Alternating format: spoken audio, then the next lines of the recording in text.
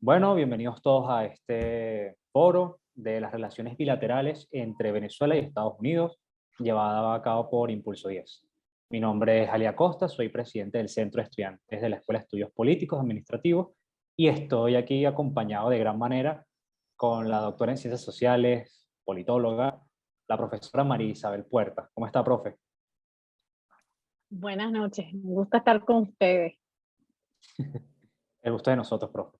Y bueno, junto a mí también se acompaña el politólogo y el coordinador asociado del Centro Latinoamericano, Adrián Arch, creo que se pronuncia así, Diego. Yo todavía no lo he aprendido a pronunciar, así que no le pare. y, y estamos aquí hoy para hablar acerca de la actualidad política que hay en los Estados Unidos y la repercusión que tiene la política norteamericana sobre Venezuela. Para nadie es un secreto que en los últimos 3 años la política venezolana ha sufrido altos y bajos. Hemos tenido constantes luchas de poder dentro de lo que es el tema del gobierno, tanto opositor, el legitimado, el constituyente. Hemos tenido demasiados temas políticos que abordar. En este sentido, lo que nos ocupa a nosotros son las relaciones bilaterales entre Venezuela y Estados Unidos. Aquí quiero hacerles también una breve introducción.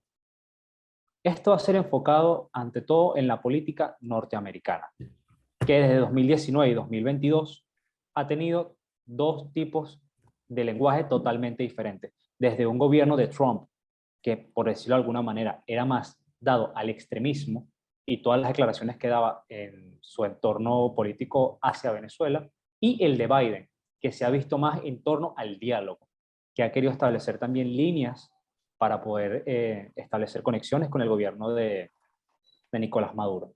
En este sentido, quiero que empecemos por este punto. Si podría empezar la profesora Marisa La Puerta, y es un tema muy importante que son las mesas de negociación. Estas mesas de negociación han pasado desde México, se habló una también de Nicaragua, se han buscado las maneras de llegar al diálogo.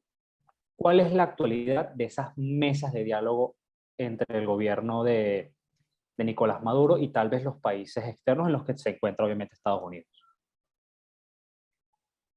Bueno, muchas gracias, Ali. Te agradezco muchísimo la invitación, no solamente por haber organizado el foro, sino por la oportunidad de compartir con ustedes una conversación y con Diego. Me encanta que pues, podamos estar juntos en esto para apoyar a la Escuela de Estudios Políticos y agradezco la invitación de ustedes, de Impulso 10. De verdad que es una forma de colaborar con, con el futuro académico de ustedes realmente. Gracias, Durante casi 20 años fui profesora de la Universidad de Carabobo y si de alguna forma yo puedo colaborar con los estudiantes venezolanos, que esto sea pues parte de eso. Yendo a tu pregunta, fíjate que yo creo que uno de los motivos que con mayor frecuencia se cita como una de las dificultades para la oposición en Venezuela es el tema del uso y abuso de la figura del diálogo o de una negociación que a veces pareciera que es un fin en sí mismo y no un mecanismo o una herramienta para un fin posterior, ¿no? Y a veces ni siquiera es un fin último, es simplemente poder llegar a a una primera fase y a partir de allí concretar otras estrategias. Yo he sido crítica de ver cualquier esfuerzo de conversación o de diálogo eh, como una tarea definitiva, porque generalmente se centra es decir, la narrativa que se construye es que esa es una solución definitiva a un problema que es estructural. Y me parece que con los fracasos de los anteriores episodios de acercamiento, no hemos podido aprender la lección, el sentido de verlo en su carácter instrumental. de nuevo vemos que se está haciendo un esfuerzo por conversar, que simplemente para que las partes al menos logren algunos acuerdos mínimos para poder hablar de aspectos mucho más macro, más elecciones, etc. Entonces, de ahí viene la percepción que hay desde el punto de vista de la opinión pública de algo que no es suficiente, que no satisface las expectativas de la gente, porque se construye esa visión de que esa es la solución y no un instrumento. Me parece que esa es parte del problema. Cuando dos partes se sientan a conversar, eso no es un proceso de negociación, eso es simplemente tratar de ver de qué manera ellos pueden ponerse de acuerdo para algo muy puntual. Y a mí me parece que lo más importante en este caso es reconocer al otro. El gobierno se sabe y se siente poderoso. Quien está en una posición de vulnerabilidad y debilidad es la oposición, no solamente por las fracturas, sino por la falta de coordinación sobre cuáles son sus expectativas o sus objetivos. Entonces, creo que esa es una manera de verlo, pero claro, yo sé que hay gente que piensa de otra manera, pero podemos conversar sobre eso, ¿no? Claro. En tu caso, Diego, me gustaría saber tu opinión acerca de estas diferentes mesas o acercamientos que está haciendo o que se ha sabido del gobierno de John Biden con el gobierno de Nicolás Maduro, acerca de lo que ya había hablado la profesora anteriormente, de que son estas mesas que algunos la ven como soluciones para un problema que se está dando en nuestro país, cuando debería ser simplemente una fórmula para poder llegar a ciertos acuerdos, para empezar con estos primeros acercamientos. En tu caso, ¿cuál es tu opinión acerca de estas mesas que se están llevando supuestamente en Venezuela acerca del gobierno de Joe Biden y el de Nicolás Maduro? Gracias por tu pregunta, Lee. Antes de eso quiero también agradecer, pero no nada más agradecer, sino felicitarlos a ustedes. Son chamos que están en un contexto de mucha adversidad para poder estudiar, para poder tener plata, para poder ir a la universidad, etcétera, para poder conectarse al internet, etcétera, y que están buscando, más allá de todas las adversidades que ustedes como tienen que vivir todos los días, espacios donde podamos seguir discutiendo temas afines en una sociedad tan fragmentada y tan dividida, buscar espacios que nos vinculen. Yo vivo en los Estados Unidos en contra de mi voluntad y me encanta poder estar hoy hablando contigo que estás en Venezuela. Yo no sé la profesora María Isabel dónde está, pero estamos un poco conectados hablando de lo mismo. Estos son, yo creo que pensando en el diálogo y mesas de negociación, no hay diálogo más importante que el que podemos tener nosotros acá y el que ojalá tengamos con gente que piensa incluso distinto, que tiene una perspectiva distinta del país, pero que podamos seguirlo haciendo. Así que los quiero felicitar. Yo soy egresado de la Universidad Central de la Escuela de Estudios Políticos y también fui activo militante de Impulso 10. Esa fue mi escuela, una de las más importantes, pudiera decir, donde yo tuve mis primeras, además, derrotas y de las cuales pude, bueno, aprender y seguir, bueno, creciendo como profesional. Así que muy contento de estar aquí hoy y a la orden para cualquier evento futuro y compartir. Rápido voy al tema de qué pienso sobre la negociación, estos intentos de buscar alguna solución negociada al conflicto. Lo hablábamos al principio contigo y con la profesora Ali. Bueno, que vivimos una transición entre un gobierno conservador, con una posición dura hacia Venezuela, de máxima presión, que generó unas transformaciones muy importantes dentro de Venezuela, dentro de la oposición, dentro de la élite que gobierna, dentro de la comunidad internacional, y como de alguna forma con una teoría de cambio, y esa teoría de cambio fracasó estrepitosamente.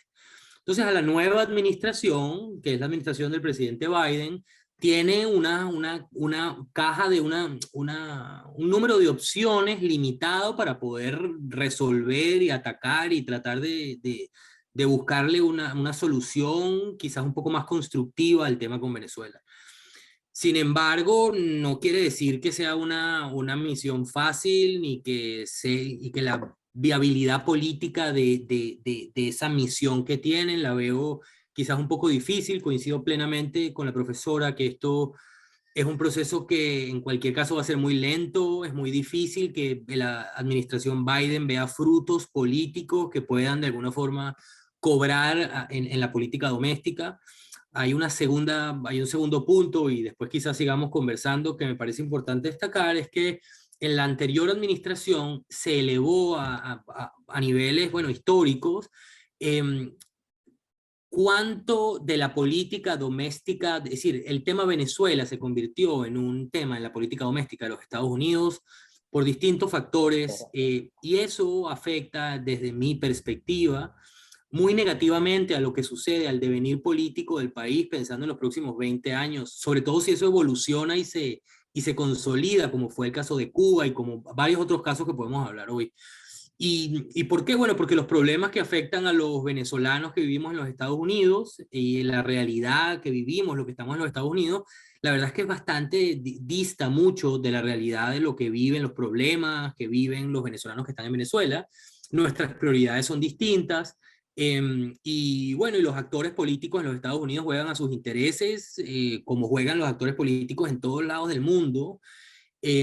Juegan a su próxima elección, juegan a conquistar, a persuadir a su electorado, y no necesariamente tienen una visión constructiva, una visión que centra, cuya prioridad es el beneficio del país, la prosperidad de Venezuela, la reinstitucionalización, la viabilidad de una Venezuela democrática, sino que responden a intereses inmediatos, electorales en su mayoría, que no necesariamente, que están muchas veces que hacen cortocircuito con los intereses del país. Para concluir mi idea, creo que es positivo, más allá de todo este escenario, creo que es positivo y que creo que hay que seguir insistiendo en que la solución a los problemas que vivimos los venezolanos es una solución que es larga, de larga solución, porque el problema es muy complejo y multidimensional, y la única solución está en buscar algún acuerdo que nos lleve a tener una convivencia democrática hacia el futuro y reinstitucionalizar el país. Gracias, Ali. No, muchas gracias a ti, Diego. Me rescato mucho eso que acabas de mencionar de cómo el tema de Venezuela fue parte de la política que se establecía en Estados Unidos cuando era utilizada con unos fines propagandísticos muy grandes, porque al final es política, pero que se vio afectada negativamente. Y eso es algo que quiero que hablemos en el segundo punto, que son los dos tipos de discursos que pudimos encontrar en los últimos 4 años en la administración de Trump y la administración actual de Joe Biden. No poner posturas, pero me gustaría que en este caso los ponentes me explicaran un discurso y otro me puede explicar el otro, o sea, el de Trump, que uno quiere el de Trump, otro el de Biden, no hay problema con eso, pero no por un tema de postura, sino más bien de aquello que se dijo en su momento y cómo la realidad política venezolana nos dio un golpe en la cara de la administración pasada con todo este discurso. No sé si quiere empezar la profesora con la administración pasada, la entrante. Ahí eso lo dejo a usted, ¿no? No tengo problema. Con todo gusto, con todo gusto. Yo creo que Diego lo ha introducido de una manera muy precisa. La administración pasada entendió que con el fenómeno migratorio venezolano representó no solamente para Sudamérica, sino para Estados Unidos, una especie de, ahí entramos todos como en una política de shock. Yo estoy en Florida y yo doy clases en un community college, que es como decir una universidad pequeña, un tecnológico, una cosa así. Y yo comencé a tener estudiantes venezolanos, ya no como estudiantes internacionales, porque estudiantes internacionales siempre hubo aquí, y eso era parte pues de una tradición de las universidades americanas, pero ya como ciudadanos, como residentes, comencé a tener estudiantes venezolanos cada vez más. Yo doy cursos que son, vamos a decir, lo que uno llamaría el básico, ¿no? Que es US Government, gobierno americano, gobierno estatal, y siempre tenía 2, 3 estudiantes venezolanos. Y eso ha ido no solamente aumentando, sino que se ha hecho como consistente. Aquí en Florida, uno ve que hay una comunidad, y yo estoy en el centro, es decir, yo estoy en Orlando, imagínense en Miami cómo es eso, ¿no? Entonces, el venezolano se ha convertido en en un actor desde el punto de vista político importante. No todos votamos, muchos todavía no tienen residencia, los que somos residentes todavía no podemos votar, pero hay un 2-3% que puede votar. Y ese 2-3% en un estado como Florida es importante, se puede ganar o se puede perder una elección. Entonces, la política es, tú lo decías, Ali, la política es dinámica, cambia. Y la población electoral también. Cuando aquí se dan cuenta que el venezolano va a ser un elector importante, pero sobre todo el elector cubano, el colombiano, el salvadoreño, que va a ver a través de esa experiencia que traemos los venezolanos de este país, va a ver que su propia realidad se está repitiendo, sobre todo en el caso de los electores cubanos, que son muchos más. Entonces, el voto del venezolano y el venezolano como actor político, sobre todo en Florida, en el sur de la Florida, tiene una repercusión importante en lo que señalaba Diego. El político va a trabajar en función de un electorado y va a desarrollar una propuesta política en función de ese electorado. Y se vio claramente en 2016. Ese semestre terminó. Lo que están, Víctor, que Bueno. tienes el micrófono abierto. Por favor, para que creo que ya la profe. Ya. Disculpe. Listo. Entonces, en el 2016, Trump no era visto como un candidato afín a los intereses de los venezolanos, pero en el transcurso de esos primeros 2 años hubo un cambio, una transformación, un acercamiento, y por supuesto eso generó un cambio en la política que no habíamos visto en todos los años del chavismo, ¿no? Entonces, claro, eso aquí hubo repercusiones tremendas desde el punto de vista no solamente de la elección presidencial, estamos hablando de que se perdieron curulé en el Congreso, hubo un cambio, estamos hablando de una migración de votos que tradicionalmente habían sido demócratas que pasaron al Partido Republicano gracias a Trump. Entonces hubo un cambio desde el punto de vista de su propio partido, de la realidad del votante aquí, sobre todo en el sur de la Florida, y eso por supuesto va a tener repercusiones en la política, vamos a decir, grande, y todo va a pasar por ese filtro, independientemente que vaya a haber como un reset que llaman, ¿no? Es posible.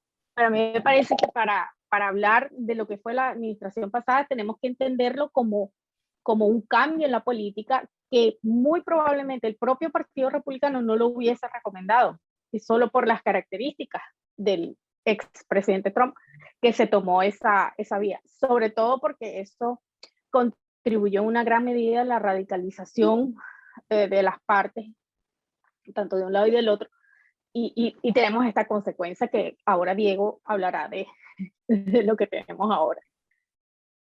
Podemos hablar de un cambio de realidad política entre lo que fue el Partido Republicano, ya como usted había mencionado, profesora, con todo este tema de que con ciertos votos se podían ganar elecciones, no solamente presidenciales, sino las del Congreso, que ahorita hablaremos de las elecciones de medio término, y se dieron cuenta de que ese era un público al que se le tenía que llegar, que era un público votante y con el cual se tenían que, de cierta manera, sumar para poder cambiar las realidades políticas dentro de lo que es la política norteamericana.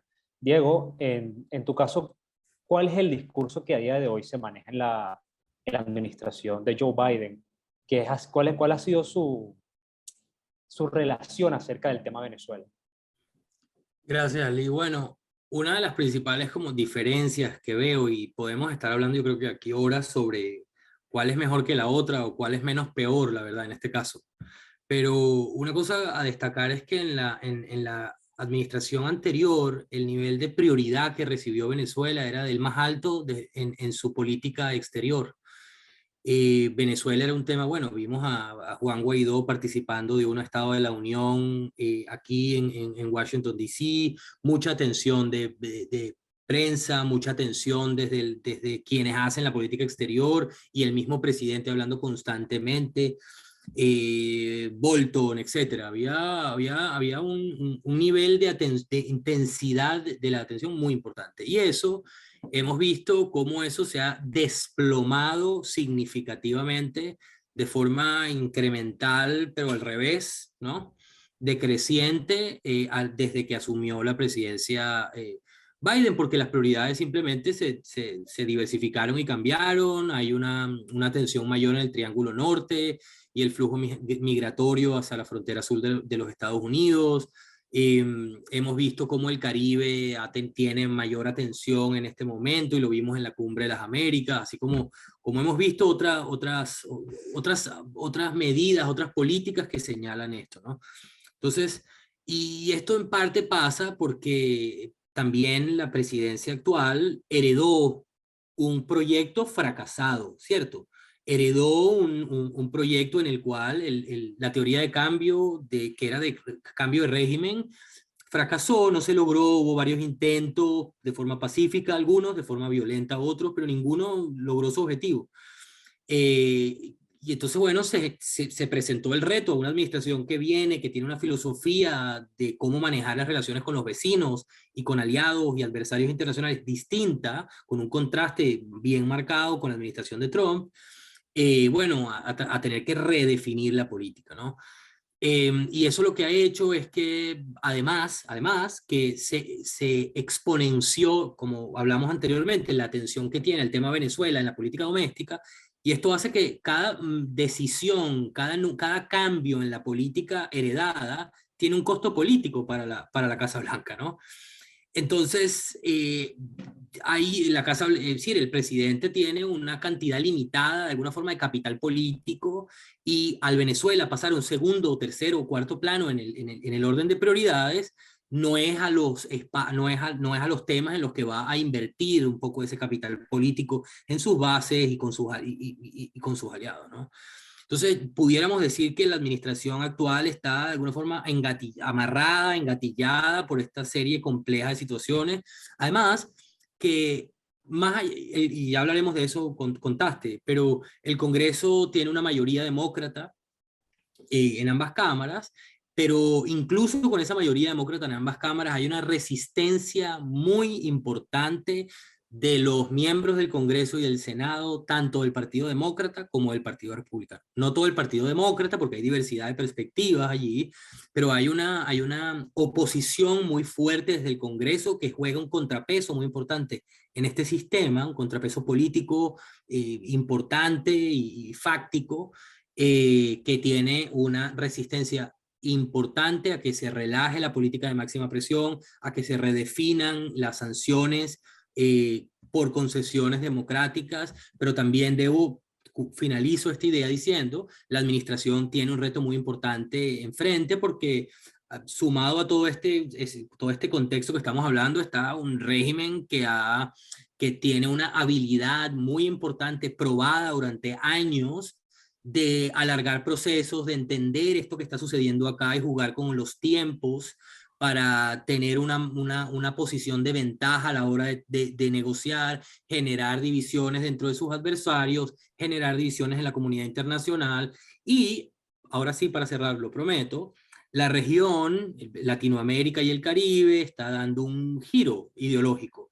Y ese giro ideológico es un giro que es amigable, cercano de alguna forma a la élite que domina a Maduro y a su entorno. Así que bueno, vemos una situación bastante complicada en el país. Sí. Estamos viendo cómo el continente está teniendo como lo habéis mencionado, Diego, estas tendencias más hacia la tendencia de izquierda, porque no hay otra manera de decirlo, tendencia de izquierda, y ha sido en parte apoyada por el gobierno de Nicolás Maduro, que ha sido como el estandarte de la izquierda durante los últimos 22 años y que a día de hoy, bueno, es un problema que todavía persiste en nuestro país como política, porque en ideologías cada quien tendrá la mejor, cada quien decidirá cuál le gusta más, cuál le gusta menos, pero ya estamos hablando de un tema que involucra más de 20 millones de personas. En este sentido, vamos a cambiar el tema, y es algo que también nos trae aquí como foro, que son las elecciones de medio término. Se realizan el próximo 8 de noviembre, si la memoria no me falla, y estamos viendo cómo ambos partidos, tanto el Partido Republicano como el Partido Demócrata, están jugando sus cartas. Hemos visto cómo la política en Estados Unidos está en constante movimiento para, no, o sea, para temas más actuales. Se aprobó hace poco el tema de la penalización, de la despenalización del aborto, y eso trajo un sinfín de consecuencias a nivel mediático que podríamos hablar extendidamente más adelante. Pero vamos con los cimientos. En este caso, profesora, si usted nos podría explicar qué son las elecciones de medio término para aquellos estudiantes de ciencias políticas de primer semestre o que todavía no la conocen de otras carreras y que nos puedan tener una orientación.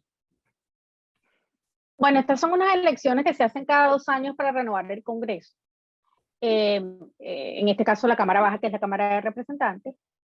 Esta es la representación proporcional de la población. Aquí las divisiones de el mapa electoral se supone que debe corresponder a un porcentaje de la población. Tuvimos un censo en el 2020, entonces eso hace que se haga todo el proceso de reestructuración de los mapas electorales, los distritos electorales, y eso lleva a muchísimo conflicto porque por supuesto los partidos que controlan las comisiones, si es que hay comisión o si es una legislación republicana que controla todo el proceso, o si es una comisión independiente o si es mixta, entonces ahí se ve todo el pulso político que hay en el proceso de reasignación de los, porque eso es por voto electoral cada estado, entonces eso ahí se pueden perder curules, se pueden perder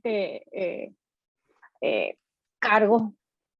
En algunos casos, por ejemplo, aquí en Florida hubo unas cuantas disputas donde se redibujó el mapa sacando del juego a ciertos representantes, y eso se entiende que es una estrategia política. En Venezuela lo vivimos también con cómo se hacía proporcional la distribución.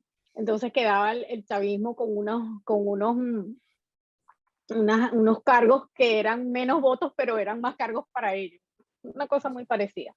Entonces, ¿qué pasa? Cada 2 años se renueva la Cámara Baja, el Senado se renuevan unos no siempre.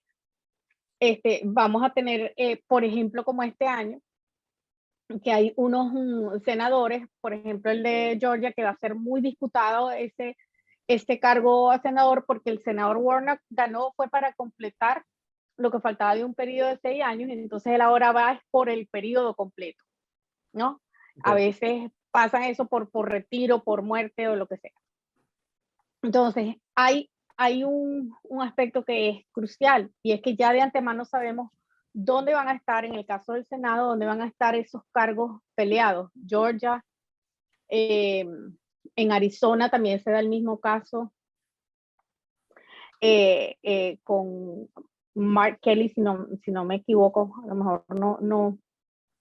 Hay otros cargos al Senado que van a ser no peleados por el hecho de que sea, sino por los personajes. Por ejemplo, en Pensilvania está un pulso ahí interesante, porque vienen otros aspectos que tienen que ver con el arraigo del candidato en la zona. Todo esto es bien importante. ¿Qué pasa? Por el tema del gerrymandering, que es ese proceso de acomodo de la población y los cargos, sabemos que en este caso el Partido Republicano tiene la ventaja, porque de antemano sabemos que los distritos ganadores, para el caso de ellos, les da la mayoría. Hay algunos cargos que todavía están muy parejos en términos del registro, la identificación partidista, da ventaja a uno y a otro. Entonces se entiende que la Cámara Baja se va a perder en el caso del Partido Demócrata. En el caso del Partido Republicano se entendía hace unos meses que eran fuertes, tenían la ventaja para el Senado, pero eso creo que ha sufrido algunos cambios, sobre todo por el caso de Pensilvania, el caso de Georgia, y hay un caso, creo que es el de Ohio, hay una carrera ahí interesante entre J.D. Vance y... Yo digo que es interesante porque se da siempre como ganador el republicano, y resulta que ahora, si uno revisa, porque aquí, si uno revisa las donaciones y el dinero que han logrado recaudar para su campaña, es un buen indicador. Si ese es el caso, en el caso de Georgia, el reverendo Warnock va adelante. En el caso de Ohio, también el candidato demócrata va adelante. Hay varios casos donde los demócratas están siendo mucho más exitosos que los republicanos en esas carreras que se supone que son claves porque son estados que pueden decidir en el 2024 cualquier cosa, comenzando por un posible impeachment del presidente Biden si es que pues eso es lo que ellos dicen que van a hacer. Entonces lo interesante de las elecciones de medio término es que se renueva la Cámara Baja. Hay algunos cargos en el Senado que se van a renovar, en el sentido que el senador saliente renunció, no va a la reelección, cargos vacantes, cargos que, como el del senador Warnock, y son cargos claves, en estados que son claves. ¿Cuáles son esos estados claves? Que no son necesariamente demócratas o republicanos, o como en el caso de Georgia y Arizona, que hubo un movimiento hacia el Partido Demócrata que le dio el triunfo al presidente Biden. Entonces, estas son unas elecciones claves porque generalmente han sido históricamente un referendo del presidente. Pero como tú lo has señalado, pareciera que estamos en otro juego. Luego, no solamente de la revocatoria de Roe v. Wade, que fue la sentencia de la Corte Suprema que despenalizó el aborto, sino que además tenemos el tema de los tiroteos que sigue afectando a la población. Tenemos más tiroteos que días en el año. Y si bien la inflación es agobiante y el precio de la gasolina, a pesar de que ha estado bajando, ya estamos por debajo de los $4, todavía eso sigue golpeando a muchas familias porque el costo de sobre todo los alimentos, sube por el transporte, ¿no? Más costoso el diésel, es toda una cadena. Pero el problema está en que cuando se meten con derechos que se consideran que son fundamentales, yo soy de la opinión que eso va a cambiar un poco la dinámica de las elecciones de medio término. ¿Por qué? Porque las elecciones de medio término son unas elecciones donde vota gente que está muy comprometida con su comunidad, gente que está muy comprometida con la política. Los muchachos jóvenes rara vez intervienen en elecciones de medio término. Pero esta vez hay unos factores que yo creo que van a incidir, van a estimular la salida de los jóvenes, que no es nada más el aborto. Pienso que el tema de las armas también va a ser importante. Entonces me parece que la gente va a sopesar, bueno, inflación, gasolina, eso es temporal, eso no es una coyuntura, en cambio que yo pierdo el derecho a decidir sobre mi cuerpo, el tema de las armas, el porte de armas indiscriminado, es algo que es estructural. Entonces pienso que eso va a alterar un poco la dinámica. No estoy segura que sea así. Ahorita las encuestas que vi hoy dan 46-46. La gente todavía no está clara. Sí, tenemos una situación, como usted bien lo menciona, profesora, que hablaremos detenidamente de eso un poco más adelante, que es el tema de los tiroteos, toda la problemática que ha surgido en Estados Unidos durante este año, donde creo que, no manejo las estadísticas, ha sido uno de los años con más tiroteos en los últimos. Y ahora volvimos a grabar. Sí. El típico tema que puede cambiar todos los pronósticos y todo lo que está sucediendo a nivel doméstico, que es una guerra que está sucediendo ahora, que puede escalar, puede ir en espiral y nosotros no podemos predecir cómo una guerra va a desencadenarse, ¿no? Va a terminar terminado, o que no termine la guerra, sino que se prolongue y genere mayores tensiones, etcétera. Entonces, eso también es un factor que es importante a analizar para pensando en cuál va a ser finalmente, hacia dónde se va a inclinar el electorado, hacia darle una mayoría en el Congreso, quitarle la mayoría a los demócratas, que pareciera que es la tendencia, que los republicanos conquisten de nuevo la mayoría en la Cámara. En el Senado está menos claro, pero hay una posibilidad real que también eso se dé. Eso puede romper de alguna forma la política bipartidista que hay que ha habido históricamente en los Estados Unidos a Venezuela. ¿Por qué? Porque vemos a una administración, un ejecutivo que tiene si bien no es de las grandes prioridades, su estrategia hacia Venezuela es buscar espacios de negociación, encontrar espacios en los cuales puedan ofrecer relajación de sanciones en cambio de concesiones democráticas, en un proceso de negociación que está en México, apoyado por los noruegos, etcétera, etcétera. vamos a encontrarnos con unos representantes en la Cámara que van a tener una oposición muy importante a esta política. Se ha hablado mucho de reabrir la Embajada de los Estados Unidos como parte de este proceso y retomar esas relaciones, que creo que sería positivo para el proceso en general.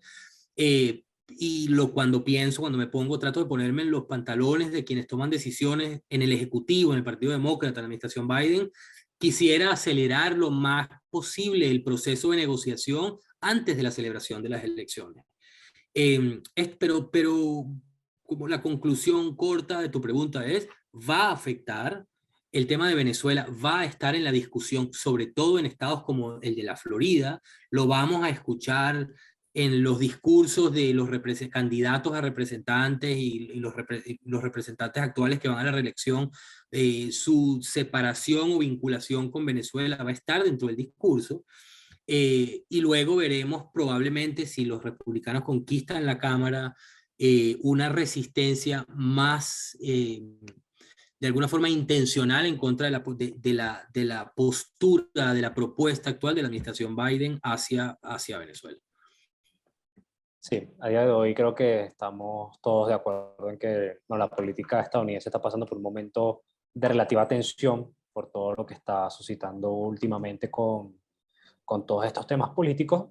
Y es justamente este último punto que quiero tocar dentro del tema de las elecciones de medio término, y es lo que ya mencionó ya la profesora María Isabel. ¿Cuál es la realidad con todos estos temas que se han suscitado en los últimos 6 meses, como lo son el tema del tiroteo, los abortos, las reformas que se quieren hacer, que no se quieren hacer, que se apoya, que no se apoya? Me gustaría saber ustedes que están de primera mano ahí, ¿cuál es la realidad de Estados Unidos en cuanto a sus temas políticos a día de hoy, a pocos meses de celebrarse la elección? No sé si quiere pasar Diego, la profesora. Empiezo yo. ¿Les parece, sí, profe? Bueno, aquí hay una cosa muy interesante que yo aprendí al llegar. Es increíble lo que uno, bueno, la poca visibilidad que tiene uno sobre cómo funciona el sistema, pero es fascinante entender cómo funciona luego y su capacidad de adaptarse. Hay una cosa importante, Ali, es que, de acuerdo, los Estados Unidos está pasando por un momento de transformación, de transición durísima, pero es que el mundo está cambiando. Es que el COVID lo que hizo fue acelerar de forma muy, muy, muy violenta las transformaciones tecnológicas. También eso hace que se profundicen las diferencias entre los que tienen mucha plata y los que menos tienen, ¿no? Entonces, bueno, y hay debate sobre eso. Pero todas esas transformaciones rápidas están generando mella en el sistema. Y el sistema está en un proceso de adaptarse a esos cambios, ¿no? El sistema que además es un sistema que busca tener ¿cómo se llama? Ser potencia, ser líder global, está siendo en este momento retado profundamente. Entonces, no necesariamente se acabaron los Estados Unidos, no necesariamente perdió ya su posición global y ahora países como la China serán los que controlarán, pero estos sistemas tienen un proceso de adaptación más lento que otros sistemas que necesitan menos de generar consenso para poder transformar, para poder adaptarse a cambios, ¿no? Entonces, pero bueno, dentro de todo eso hay un mundo muy interesante y fascinante que es el mundo del lobby, que es el mundo de la plata.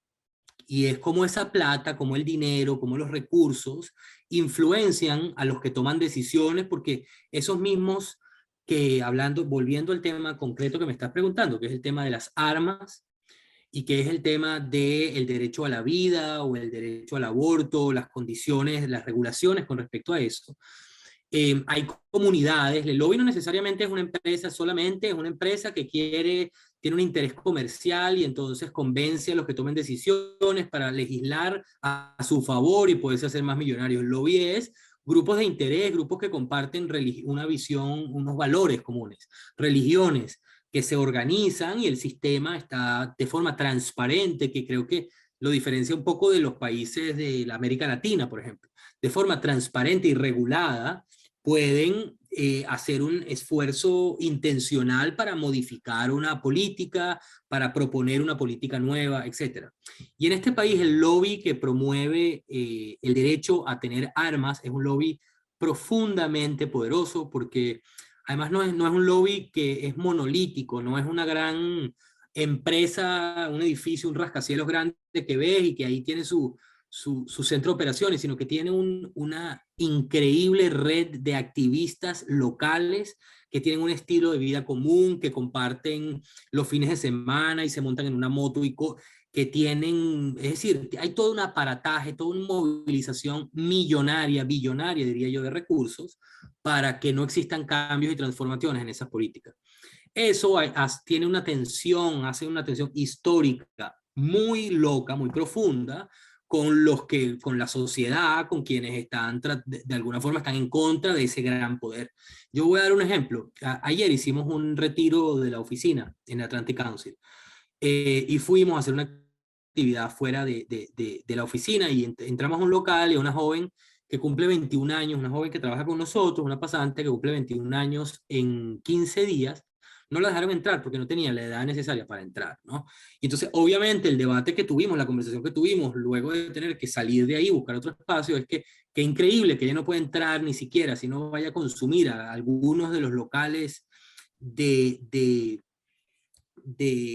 acá de este país, pero que 3 años antes ella tenía ya pleno derecho a portar y comprar, etcétera, un arma, ¿no? Entonces eso es muy importante. Luego, quizás dejo a la profesora a que indague un poco más sobre el tema el tema del derecho al aborto y las consecuencias que va a traer ahora, porque ahora, bueno, queda de manos de los estados legislar de acuerdo bueno, cuáles son las condiciones en las que se permiten o no esto. Y eso va a generar también un tema interesante para ver, porque también el mercado va a tener un efecto allí. Es decir, la persona que decidió que quiere abortar y en su estado no puede, entonces se tendrá que mover a otro estado a hacerlo y existirá allí. El mercado hará también de alguna forma su papel, ¿no? Pero bueno, lo dejo ahí para dejar algún espacio que la profesora comente. Antes de pasar por la opinión de la profesora acerca del tema del aborto, es una pregunta, Diego, y es que si la Asociación Nacional del Rifle es el mayor lobby de los Estados Unidos. No sé si podrías responder.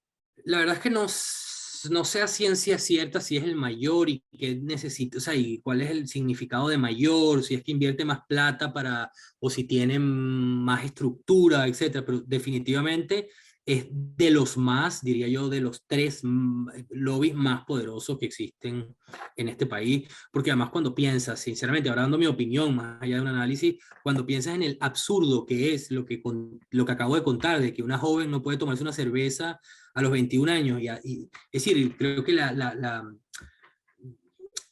yo no lo llamaría un colmo, pero la absoluta desconexión con lo que yo considero que es justo, que tiene sentido, que es el sentido común, y que mucha gente piensa lo mismo y siguen imponiendo su perspectiva sobre el sentido común de muchos. Vale. Muchas gracias, Diego.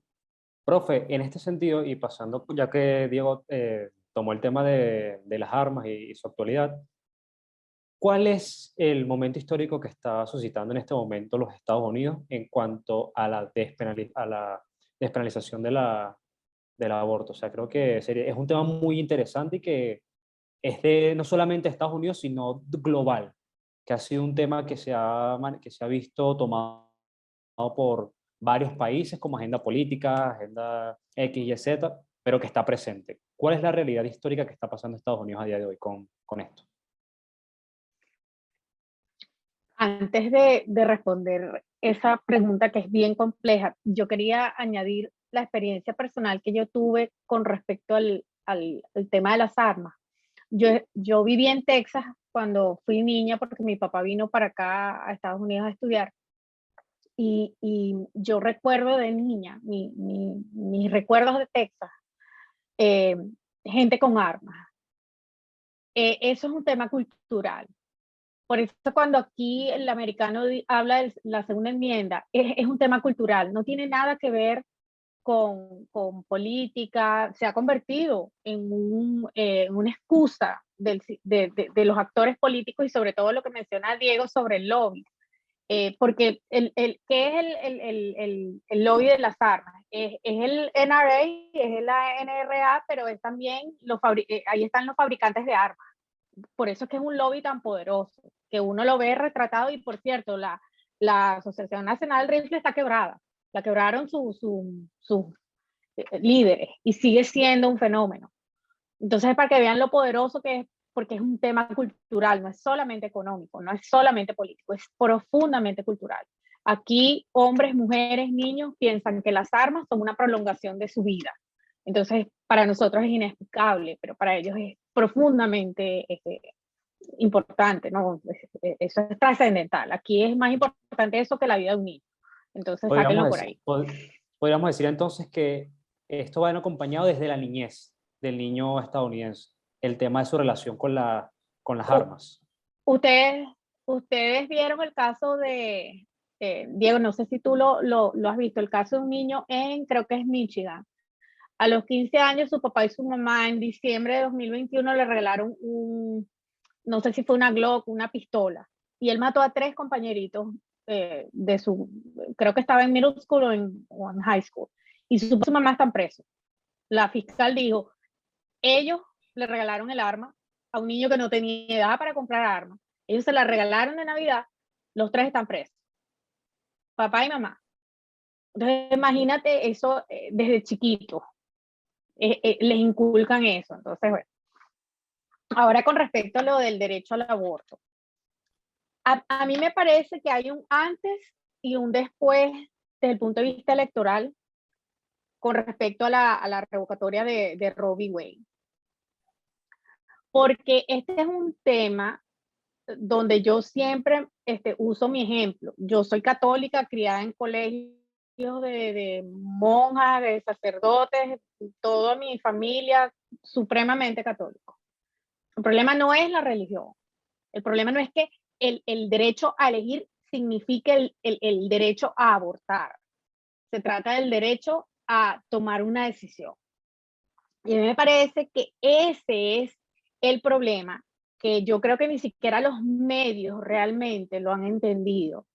El tema está en que la mujer, hoy vi una encuesta, el 75% de los latinos que se identifican como católicos están de acuerdo con el derecho a elegir. El derecho a elegir no es el derecho a abortar, es el derecho a tomar la decisión. A mí me parece que inclusive dentro de los mismos partidos, sobre todo en el Partido Republicano, no hay conciencia de lo que eso significa.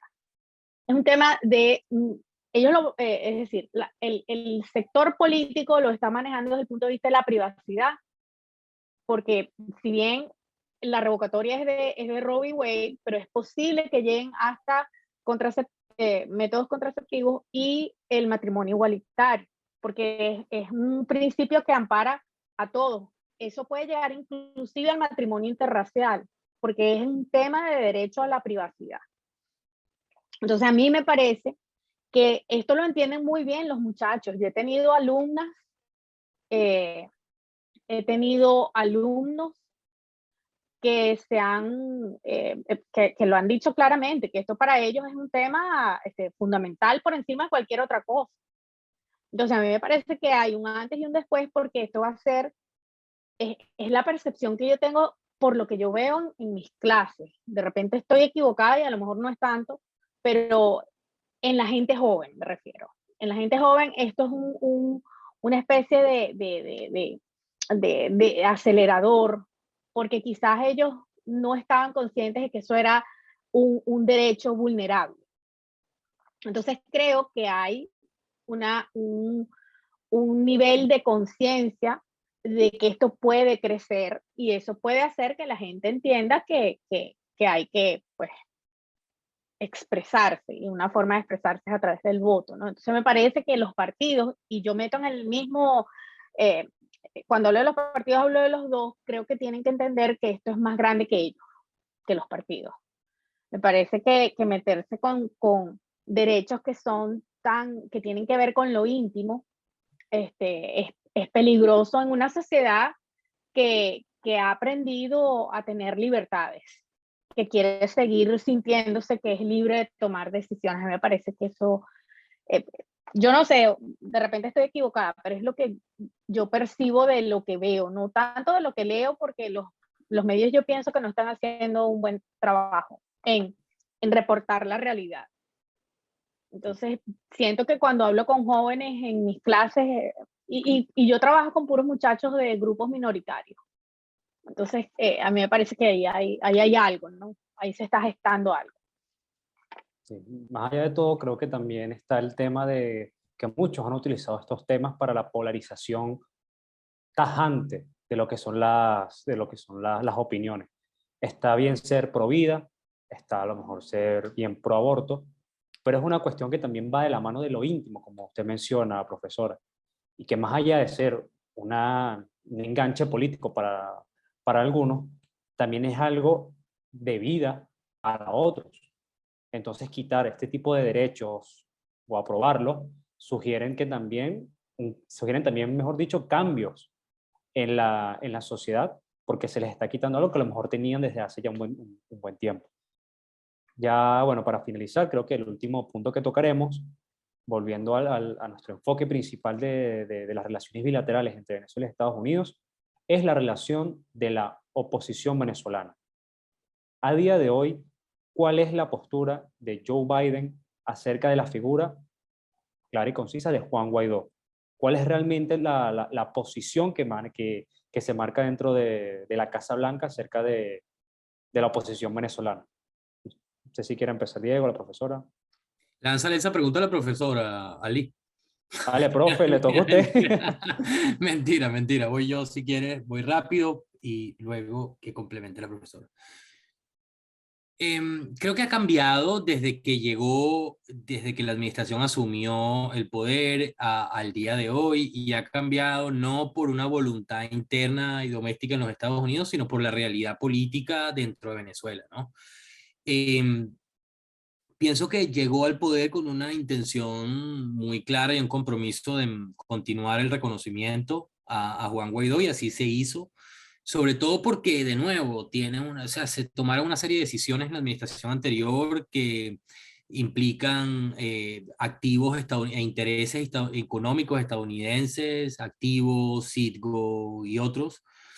Y además, de nuevo, costo político de tomar cualquier decisión de atacar a Juan Guaidó o disolver su gobierno, porque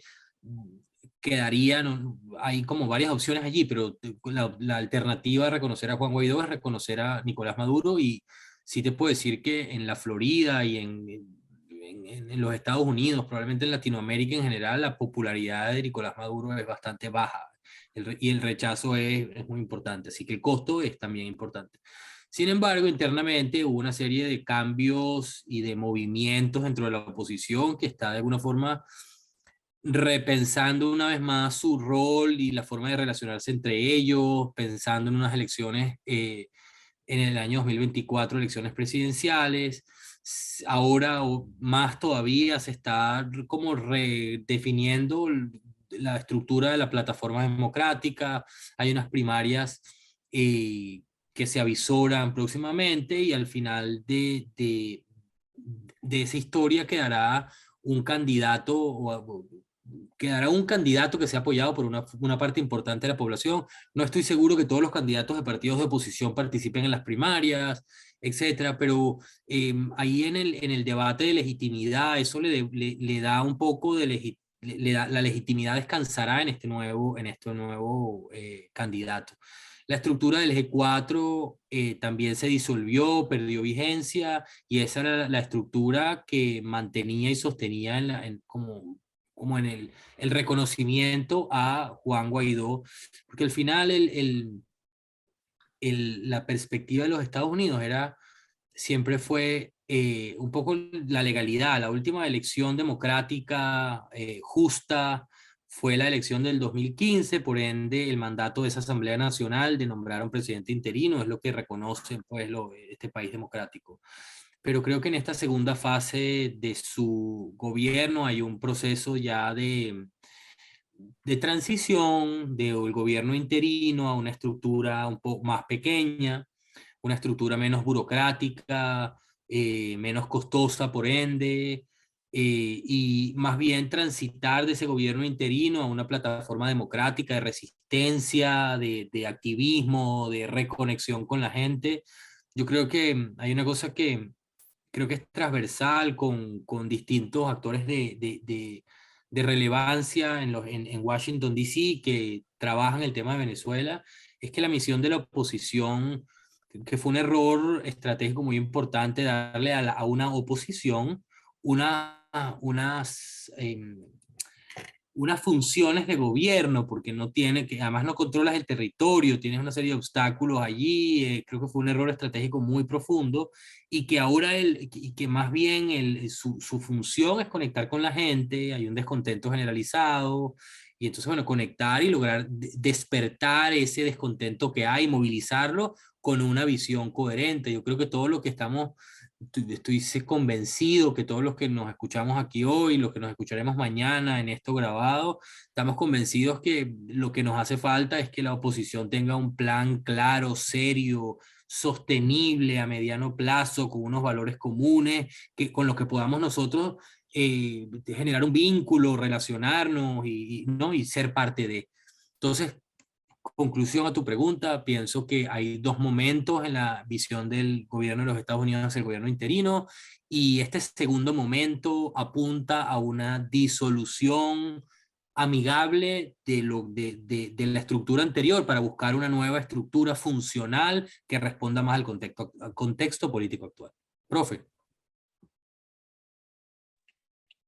No puedo estar más de acuerdo. Creo que el gobierno de Biden heredó una situación imposible, y que su esfuerzo ha sido tratar de desmontar el desastre que heredó de una manera incremental, porque de haber sido un gobierno demócrata, eso no hubiese pasado. La aproximación de ellos, que es la que no le cuadra al exilio cubano, venezolano, latinoamericano, de una manera comprensible, eso lo entendemos, pero a ellos no les cuadra ese modelo incremental. Pero también veamos cuál ha sido la experiencia.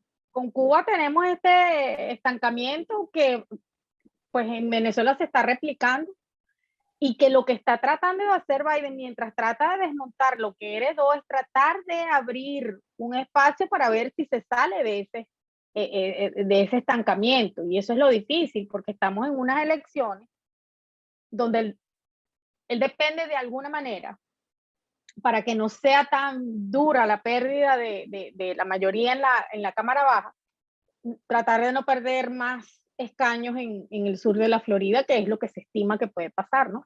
Entonces, claro, él está jugando a, por un lado, contener ese desangramiento desde el punto de vista interno del Partido Demócrata, pero él también está tratando de lograr no un acercamiento, sino de ponerle una serie de obstáculos, o tratar de minimizar la injerencia, la influencia que tienen en Venezuela otros actores, como por ejemplo Rusia y China.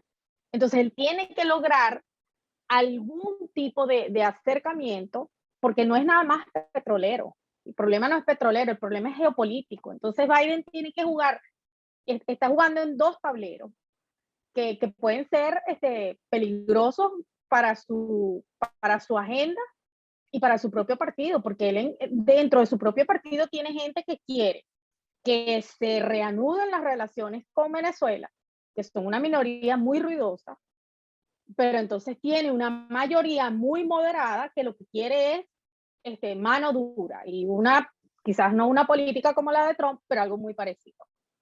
Entonces él tiene que jugar con esas dos corrientes, que insisto, la minoritaria es muy ruidosa y por eso es la que se escucha más, mientras que la otra, la moderada, es un poco más serena, en el sentido que no es un escándalo, pero el problema está en que él no puede efectuar esos cambios incrementales sin que hayan unas consecuencias que verdaderamente, vamos a ver, una vez pasadas las elecciones de medio término, ya estamos en las elecciones del 2024, y esa agenda va a seguir ahí.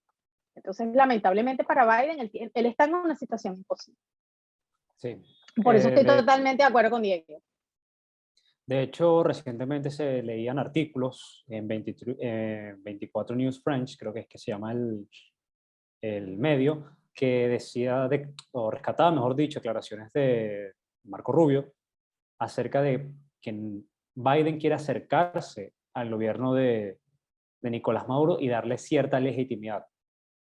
La situación en el mundo ha cambiado, hemos tenido también el tema de una guerra entre Rusia y Ucrania, que este es el último punto que deberíamos tocar por hoy, ya para cerrarlo, es esta relación que se está dando entre Biden y el gobierno de Nicolás Maduro, porque estas negociaciones o este diálogo que se quiere, que se cree se puede iniciar, va de la mano un tema del petróleo.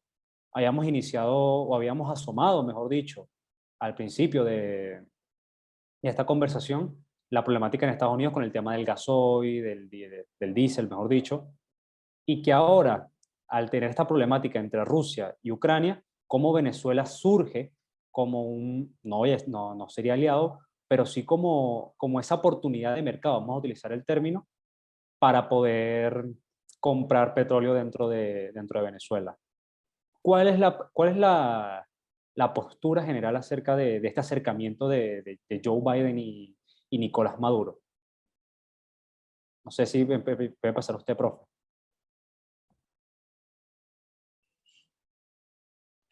Hay una pregunta ahí en el chat, Ali, si quieres la lees y entonces...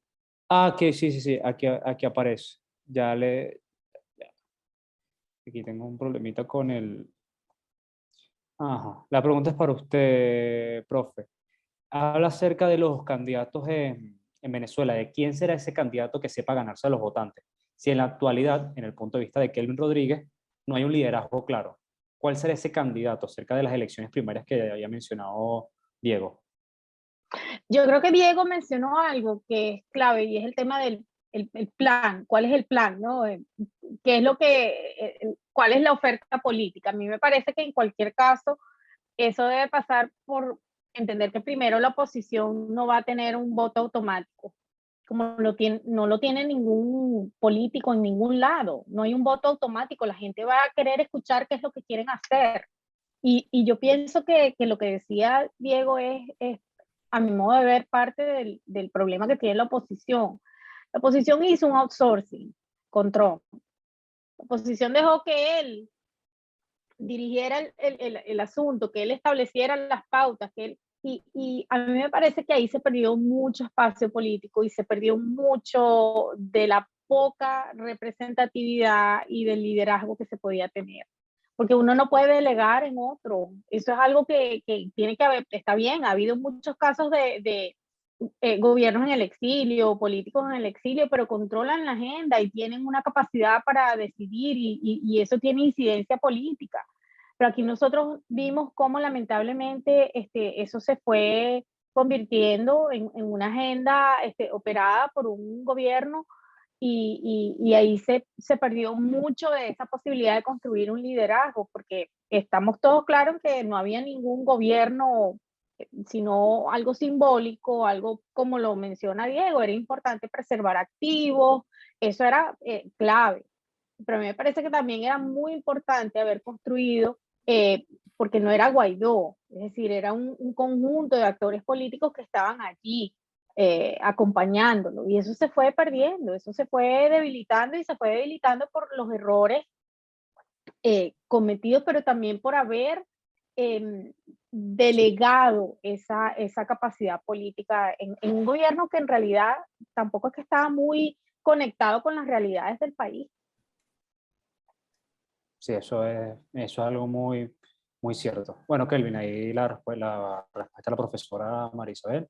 Diego, retomando la pregunta que había mencionado anteriormente, si ya bien trabajamos el tema de Juan Guaidó como personaje de la política venezolana, ahora hablemos de Nicolás Maduro, los acercamientos que se puedan o no dar dentro del gobierno de Joe Biden, para ya finalizar el foro.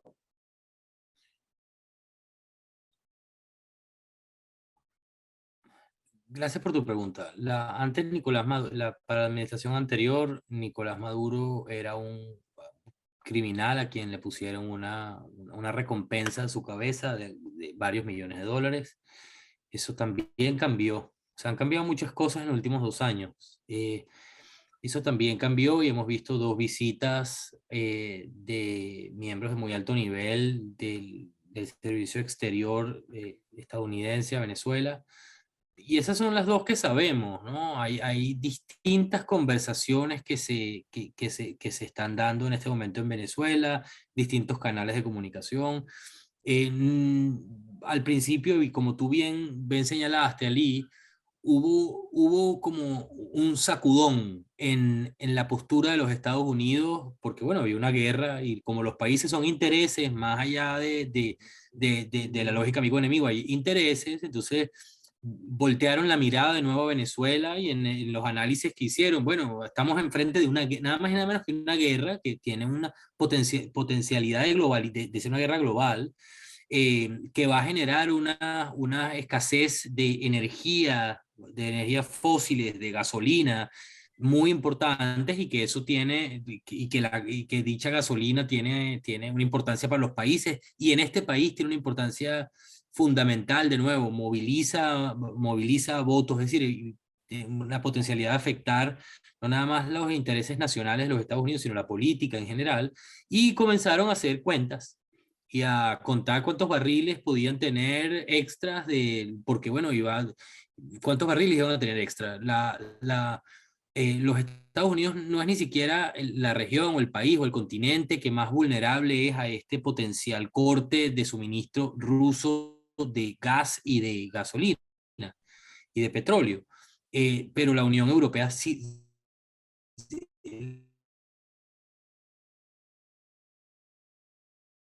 La Unión Europea sí lo es, está muy sensible, muy vulnerable la mirada y empezar a hacer cuántos barriles puede dar Guyana, con cuánta velocidad puede Guyana producir, o sea, cada día descubren más millones más pozos, con más posibilidades de extraerse.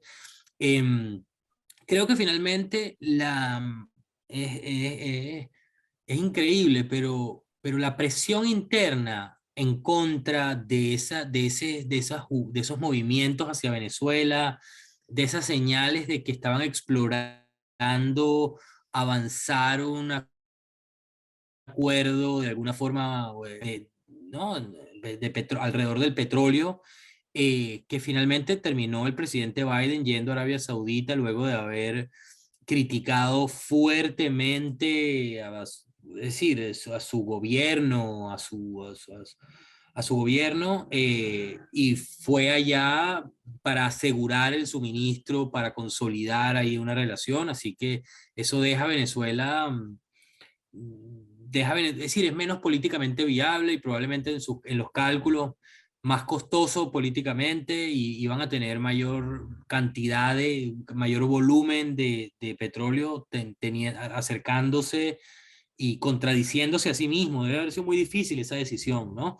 Pero han decidido mantenerse allí. Creo que el tema venezolano muy lento puede avanzar, pero con lo que hemos hablado en la última hora, las complejidades internas, las presiones políticas, el potencial cambio de mayorías en el Congreso van a afectar de forma no positiva. Al final, hablando aquí de un espacio geopolítico, de intereses, bueno, globales, de competición global, pero en el medio de ese gran escenario global y esos grandes intereses y esos grandes lobbies y esa gran oposición y etcétera, etcétera, está una millonada de venezolanos que están en unas condiciones muy complicadas, que han tenido que salir a buscarse la vida afuera, pasando por, es decir, teniendo unos tránsitos, la verdad, muy complejos y los que han decidido quedarse en Venezuela, la mayoría también viviendo una realidad muy complicada. Yo creo que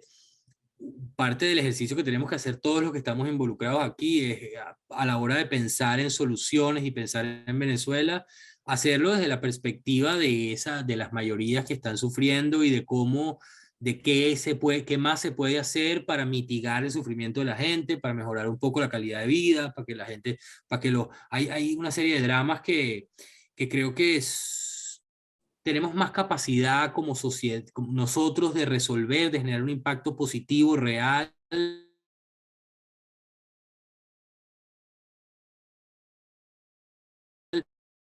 que tenga un impacto de jóvenes, a niños, a las escuelas, a la educación.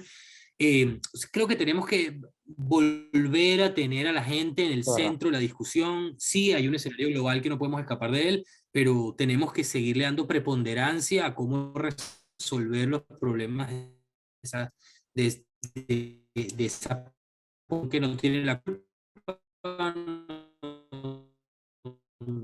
que es simplemente víctima de un conflicto que, Ya en la que no entiendo. tiene ningún... Unos problemas con la conexión, creo que ya se estabilizó. ¿Algo que quiere agregar usted, profesora, para ya finalizar con este foro? Mira, yo creo que en eso podemos estar claros, que aquí el único interés realmente para nosotros es el de Venezuela y los venezolanos, tanto los que están en Venezuela como los que están tratando de llegar a otros sitios. Yo siento que hay mucha gente eh, eh, que está preocupada, pero que también está activada en el sentido de hacer. Y eso es lo importante. Hubo una oportunidad en que un periodista me dijo, estamos aprovechando de sacar toda la información que sea posible de Venezuela porque sabemos que esto va a bajar de intensidad. Ya estamos viendo que la intensidad con la guerra en Ucrania ha bajado. ¿Por qué? Porque tenemos otras cosas de que ocuparnos. Entonces yo pienso que todos tenemos esa responsabilidad, por eso cada vez que a mí alguien me invita para hablar de lo que sea una colaboración, como ustedes ya vieron que con Germán lo hicimos hace más de un año, yo estoy dispuesta a hacerlo, lo hago con mucho gusto, porque pienso que esa es una manera no solamente de colaborar con ustedes, sino de seguir haciendo vida académica, aunque sea por 40 minutos, ¿no? Entonces pienso que todos nosotros tenemos una responsabilidad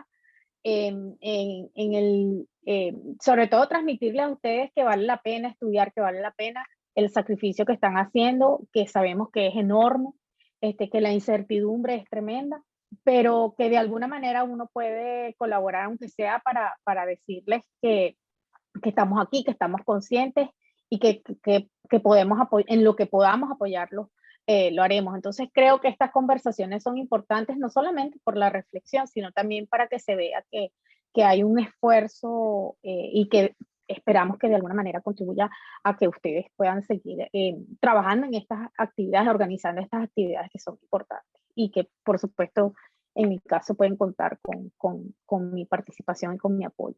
Muchísimas gracias por la invitación de nuevo. No, no, gracias a usted, profesora, gracias a ti, Diego. Aprecio mucho el tiempo que se tomaron hoy para estas reflexiones, para hablar acerca de lo que está pasando en Estados Unidos, las repercusiones en nuestro país. Cuentan conmigo para lo que sea. Bueno, Diego, tú ya como un ex impulsista, tienes una familia de más de 22 años ahí y también apoyándote. Con la profesora también, excelente. Gracias por ser tan servicial en esta semana del foro. Y creo que esto es todo por hoy. Muchas gracias a todos los que asistieron. Gracias a la profesora, gracias a Diego. Nos estaremos viendo próximamente en futuros foros. Espero que así sea. Y gracias por la amabilidad de todos estos días.